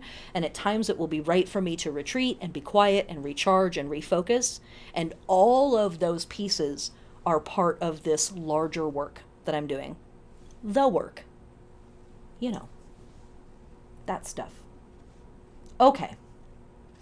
There is one more page in the book that is called Of Heads and Tails, wherein I talk a little bit more about the history of loaf mass, other harvest festival traditions. What else is in here? There's a piece in here about bog bodies and their sacrifice. And how that connects to the imagery of gods losing their heads and having something done to their necks or their faces. And some other discussions about Kronos and other harvest time deities that are worked with. But we're not going to get into it because we don't have time. So get the book, $9, Patreon. And this is me. I'm living in my light. What can I say? All right. See, I mean, it's my light. Thank you. Okay. So our last little bits of stuff that we have, there we go. Ritual forms. For pagans in the ancient world and pagans in the modern world, these are all things that are completely appropriate for observing Lughnasadh by yourself or with friends on a one-time ritual over several weeks, however you want to do it. Sacrifices of all types. And this is very much that, this reminds me of a rig that is chanted or sung for Lughnasadh, which is hoof and horn, all that dies will be reborn. Corn and grain, all that falls will rise again. And so we see here sacrifice is symbolically or literally gods, kings, and other sovereigns, and the grain itself, the gold of our efforts, the grain itself. Burning a wicker man, obviously a huge deal. Definitely something done at summer solstice. Definitely something that's done at Lughnasadh season. And of course, here in America, we have the Burning Man festival that happens every year. When? Here in Lughnasadh season, where they what? Burn a giant wicker man. Sure, it's just a coincidence, as we like to say here on the channel. Feasting. Because the world is abundant with food. There's fish coming out of the sea, there's grains coming out of the ground, there's berries as far as the eye can see. Chow down, have at it. Making or repairing sacred items and displaying them. That's definitely something that we see a lot of Native American groups doing at this time of year, but lots of other folks in the ancient world did it as well. And I believe also this is something in Yoruba land traditions as well. So pulling out your absolute favoritist outfits and wearing them, yes. Pulling out your favoritist pieces of jewelry and giving them a good polish and wearing them out, yes, absolutely, totally appropriate. If you don't leave the house, wear them around the house. Wear only that around the house. Fuck it. Like, like how royal is that? Let's do it. Getting frisky in a field of grain. Whatever frisky means for you. Should you have a grain field nearby? Go. Enjoy the humpery. Saving seeds, very, very important ritual form at this time of year to be planted, of course, next spring. We are taking the god at its highest point. We are taking the cream of the crop, literally, and saving those seeds to plant next year. Hobby horses. Unfortunately, we don't really have time to get into it, but there's more information in the book. But hobby horses, definitely a thing with Lughnasadh. Picking berries. Torchlight processions, very big. Climbing a hill, huge deal. Hand fastings. Amongst a lot of the holy festivals that we see throughout Lughnasadh season, we see a final sacred knocking of boots occurring between the goddess and the godhead before the godhead finally loses the last bits of their power. This is the last season that will focus on any kind of fertility magic until next year, generally speaking. It's probably not true for all traditions, but it's true for a lot of them. So we see hand fastings, and a lot of the hand fastings are very symbolic. They're not necessarily like truly sexual or truly filled with joy. They're very much more about two sovereigns coming together as a show of power kind of thing. Making corn dollies. We see the tradition of making corn dollies and working with them repeated throughout pagan festivals from now through Imbolc season. And so this would have been the very last or the very first grains of the harvest are saved and made into a corn dolly that then usually is kept somewhere sacred in the house. Another corn dolly that represents the god is made. They're kept in the same bed together, and then those two are put into a furrow in the ground in Imbolc season when planting season is just getting underway. That's not the only tradition. There's a lot of traditions that involve corn dollies, but that's kind of a general lineage that it goes through. And fancy stuff is done with them at every holiday between now and Imbolc season. It's pretty cool. And last but not least, going through a harrowing experience. This could be something as simple as like a sports competition or a hunting type of competition, but it could be something much more harrowing and frightening, like truly trying to best a foe or be sacrificed or sacrifice, do the killing or be killed kind of a thing. I don't recommend that last part if you can avoid it. But doing some things that frighten you, things that are safe for you, don't sue me, but doing some things that intimidate you, that scare you. especially on an emotional level or a psychological level, like performing in front of a crowd, or learning something and, performing it or doing it for friends and loved ones. That can all fall into this category. But harrowing experience, ultimately something that is maturing you, something that is a character building. Yeah, sure, whatever. All right. Symbols that we are working with at Lughnasadh season, these are totally appropriate to work with in journaling as items on your altar, symbols that you draw or maybe meditate on during the season. Maybe it's a piece of jewelry, maybe it's on your t-shirt, whatever. This and the several next slides. The sun, grain, a bread loaf, a head, casual, and a burning wheel. Food and drink at this time, corn and grains, and literally anything that is in season or ripe or ripening at this time of year, all completely appropriate to eat, drink, make stuff out of, all of that. Ginger is very dedicated to solar energy and solar magic. Absinthe, because fennel and licorice both connect to Virgo. Barley water, very refreshing. Lots and lots of recipes of drinks made with barley water, going back at least to the Victorian era, if not older than that. Chicory, olives, baked goods, of course, right, with all these grains coming through. Animal helpers, all of our big cats, Leo season, right? Serpents, crocodiles, peacocks, and roosters, these all play a pretty big role in some of our myths that we read, our astrology and astronomy that's overhead, and sacred animal helpers for a lot of the deities that we are working with at this time of year. Incense and oil, amber, absolutely super solar, but very regal and royal as well. Frankincense also very much in that solar and royal vibe. Neroli, aloes wood, very, very yummy stuff. Oak moss and rosemary connect more to, and benzoin, I think, connect to Virgo a little bit more. And also, I should say, between the food and the incense and the oils and all of that stuff, if it's safe to eat it.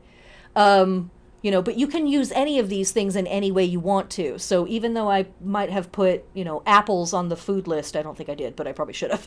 If you have apple-scented incense or a shisha, for example, that has apple peel in it, totally appropriate use at this time. Mineral helpers, sunstone, pyrite, gold, these are all connected to the sun. Fossils and geodes and peridot all connect to Virgo. I was excited when I discovered that geodes and fossils were under the rulership of Virgo. It made a lot of sense to me. Thought it was really, really cool. Plant helpers, mugwort, big at this time of year. Marigold, poppy, also very, very big at this time of year. Honeysuckle, grain, sloe, chrysanthemum, all of these very popular and very potent at these time of year. For harvesting, if it's ethical for you to do harvesting, highly recommend grabbing these. Litha season is the big high point for plant harvesting. Again, ethical plant harvesting. Don't make me come for you. But Lughnasadh season is like a step off from that. It's still pretty good. It's not as good as Litha. Still pretty good. But I would say after Lughnasadh season, technically there are appropriate times to harvest ethically, harvest plants all year long. But Litha, it's like all day, every day. And Lughnasadh season is like a little less than that. And then once we get through Lughnasadh season, it becomes a little bit more few and far between. Like these are some appropriate dates and then no. And then there's a moment and then no, kind of a thing. So this is sort of the last hurrah of all of that. Okay, and that brings us to our Lughnasadh meditations. What have you sown this year? What is already coming to fruition? What loose ends or toxic situations are draining you? And can you attend to this with any level of positivity? I'm already going to say full forgiveness if the answer is absolutely no. But, maybe one day you can try. And can you anticipate the harvest? What is coming? These meditations were inspired by a book called The Book of Hours by Galen Gillette. these, the Book of Hours, Prayers to the Goddess. It is a beautiful weekly, daily collection of prayers for morning, noon, and night every single day of the year throughout the wheel to the goddess. Really cool stuff. All right. That brings us to the end of class. Oh my god. Thank you for joining me. Beep, beep, beep, beep, beep. All right. One last little thing. Let's go back to that. And let me go to this. We talked about this already. These are the classes that I offer currently. Wheel of the Year classes, live streamed, Spinning the Wheel podcast weekly. I will have Tarot Circle starting back up in September. I know all of my patrons are very excited about that. That was a very popular series last year. I needed to take a little time off, but I am back. We're doing it up, and it's going to be fucking great. Also starting, What the Fuck is Tarot? 6-week intro / refresher for folks just getting into tarot. And then starting in November, registration begins for my 1 year of tarot 12-month workshop, apprenticeship, mentorship. I don't know. It's a lot. And other ways that you can read with me or work with me. I do tarot readings. I do astrology readings. I consult people on pagan spirituality and other magical consultations, as well as you can study tarot with me. You can join my Patreon, attend my live classes. I've got my podcast. Join the newsletter for information on all of that stuff. And if you are just not ready to commit to any of that, you can check out my blog, my website. It's free. And then, there's the evils of social media. And last but not least, thank you so goddamn much to my patrons and my year-long students. Wow, holy moly, wow. The reason why these classes are free is because of my patrons. They have helped me get through the COVID economic crisis. I have not had any money coming in otherwise, other than seeing clients and my patrons, and that's been it. So it's been a real miracle that you guys showed up and turned out and strapped on and strapped in.